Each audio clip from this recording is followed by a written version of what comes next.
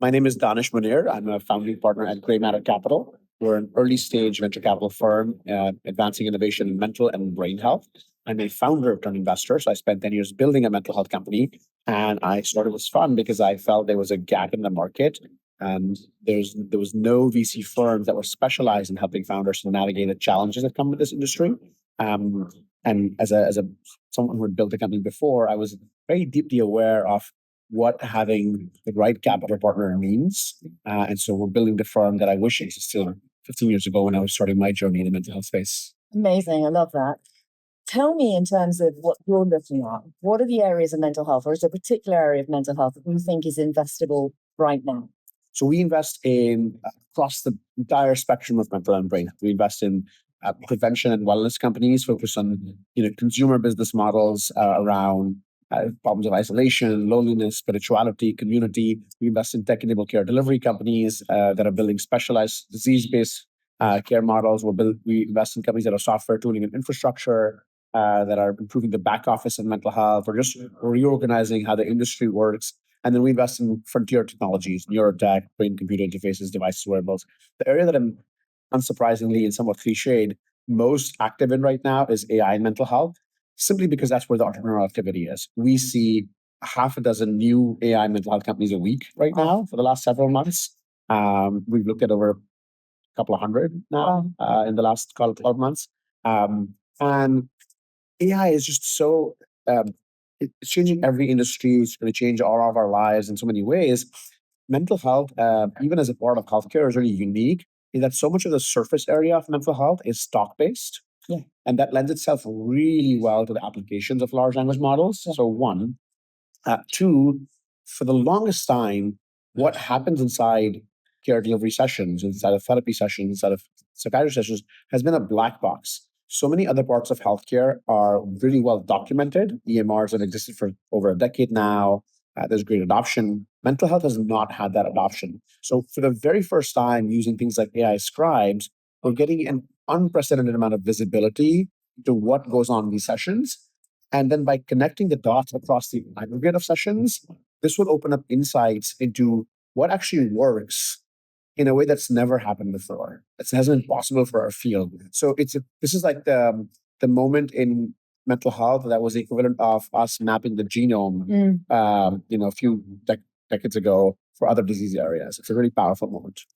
And in terms of the business model, you've seen hundreds of decks, typically thousands of decks. And this is quite often the question when it comes to mental health. Who's the payer? So typically, what's the business model that you're seeing, particularly within AI and mental health?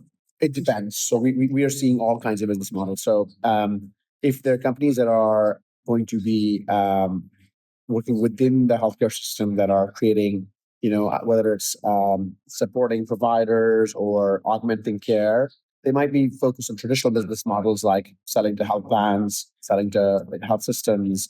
But the really interesting opportunity is that AI is part of the consumerization of healthcare. And so there will also be new business models that haven't existed before, where you can bypass the healthcare system and go straight to the consumer or the employer in a way that is less possible in, let's say, services, or less possible in other traditional forms of care. And when we know that there is so much need, I think that perhaps is untapped demand that is caught up in waiting lists or. Absolutely. It's not just releasing pent-up demand. The most interesting things about any innovative technology is that they create new demand and expand an industry, right? So for instance, the addressable market size of black cars, pre-2010 was actually quite small, right? And so if you were trying to underwrite an investment in Uber, you couldn't look at the total addressable market of taxis or black cars and say, hey, this is the addressable market. Uber expanded the consumption of ride sharing. And so in so many ways, there are so many parts of our lives where we could use support that we don't have support today that AI will make possible. And so the addressable market size of that support, of being able to be a better version of ourselves, to manage our thoughts, and to have better reflective capabilities in them, what we'll be consuming is going to look like a drop in the ocean compared to what we will consume a decade from today. It's a very exciting and useful way of putting it. In terms of as a fund, what is your expected return, the trajectory that you're looking at? I appreciate I'm asking for some broad portfolio, but some general. No, it's a great question. So typically in a venture capital fund, you can't guarantee return. Venture is a very volatile asset class, but we are building a competitive market-focused returns fund, which means that we're shooting for what is like the top quartile, the top decile of venture returns, typically north of 3 to 5x for an emerging fund manager. That's the goal. And so if you're successful in our strategy and executing our strategy, our fund is designed to deliver 3 to 5x or beyond and capture that fat tail upside outcome that is only possible in venture as an asset class, is not possible in other asset classes. We've talked about what's already really exciting. What is an area that you're particularly monitoring as a fund that perhaps you're thinking in the next 3 to 5 years will come on as a big area?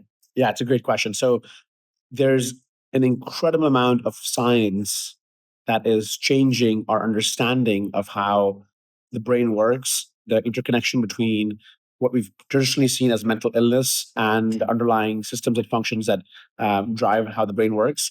And as that understanding is increasing, the overlap between the fields of psychology, psychiatry, and neurology, we're going to have just a immense amount of breakthroughs that will allow us to have diagnostics, treatments that are a step function change from what we've had before. That's the part that I'm really most exciting about. We spend a lot of time tracking these companies and technologies. Many of them are not yet ripe for commercialization, but some of them are very quickly getting there. So for instance, accelerated TMS is something that has very quickly gone from the lab to now being deployed in commercial settings.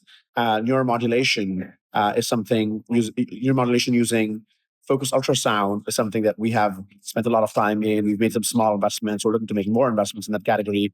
It has the power to be really this powerful innovation that can be brought into the consumer's home and be non-invasive and does not have any of the side effect profile of drugs.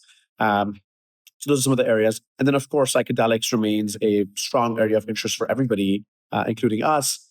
We have not yet made investments there. We are continuing to monitor the regulatory environment. And as soon as we feel comfortable, that's an area we'd like to make some investments. Amazing. Danish, thank you. Such a star. Thank you very much. Thank you for having me.